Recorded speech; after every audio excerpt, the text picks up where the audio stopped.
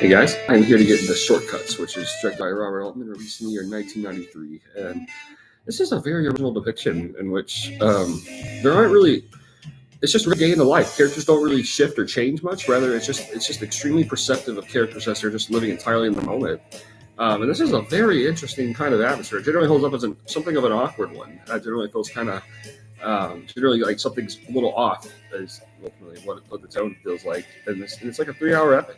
Well, throughout. I would say it's just the perfect ensemble cast, ranging just from so many old-time favorites. I'm a huge fan of Tom Waits' the alcoholic character married to Lily Tomlin, and they just have this tender understanding which stands out from start to finish as they face plenty of unfulfilling arcs.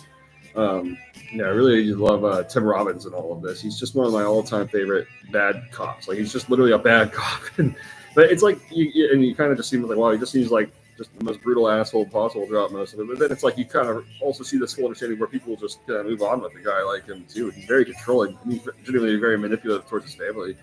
I think my favorite moment is going to have to be with this segment with Huey Lewis, who's just all around in a very awkward scenario in all of this.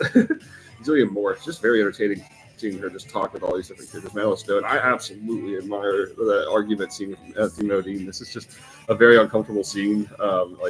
It's like Modine's just completely confused by her past affairs, and she's just running around the house naked with a bunch of paintings, and it's like stressing him out. It's insane how he handles all of it in a way that I think Modine just has, it's just absolutely perhaps my most memorable favorite moment of him was when he's arguing with Julian Moore.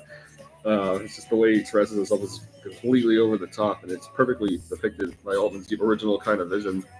And then Jack Lemmon just has an amazing extended scene, which just kind of involves something of a just warped relationship with Bruce Davidson. He's like kind of a warped father-son sort of relationship unfolding here in depths of troubled times. Because Davidson and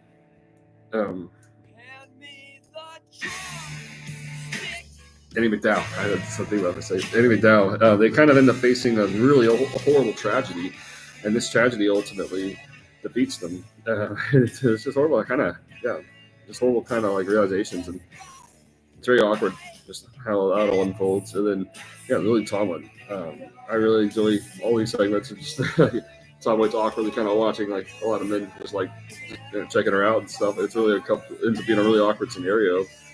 Jennifer Jason Leigh just portrays something very uncomfortable with this whole project, as she really does something to brew Chris Penn into just an ultimate depths of tragedy and frustration. Chris Penn's also the most disturbing arc, perhaps, is Chris Penn's, because it's very subtle, very out of nowhere, but like throughout the project, it just seems like he's bloomed with a lot of frustration that's brewed from his wife, by way of Jennifer Jason Leigh, and just random other things he sees. It just ends up being the most offbeat, unpredictable kind of character pacing imaginable, really. It's just, Fred Ward, just the guys who go fishing, they get into a completely awkward, offbeat sort of scenario, and all this just feels really disconnected.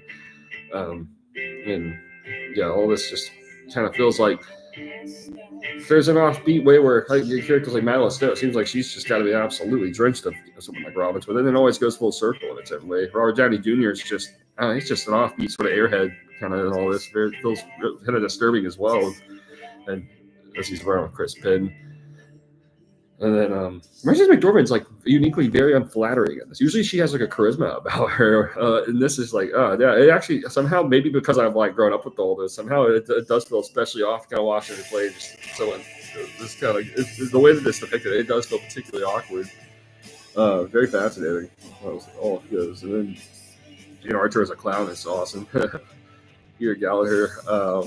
He's just kind of an insane guy who just ends up literally blowing up McDormand's house, which is actually very satisfying. A lot of it is a baker who awkwardly is right in the mess that Davison and Gallagher are facing. And the whole story of Anne Ross and Lori Singer. It's like Ross is a very stubborn mother to Singer, who's a very genius musician. She has a very depressing arc. It's like, that's the thing. This project just ultimately kind of shows a lot of like, it just feels like a lot of like offbeat, strange, awkward moments that end up just adding up to a mystifying feeling that life just goes on. You kind of just have to take it all for what it is. That's kind of Altman's ultimate, I think, idea with this whole project. Is he's showing you all this insane kind of what feels kind of random. It's just like, well, it kind of feels like it does leave an icky taste. It's like you have to keep moving in the face of that. There's something about moving forward in the face of that. That's It's wonderful how Altman depicts all of this from start to finish.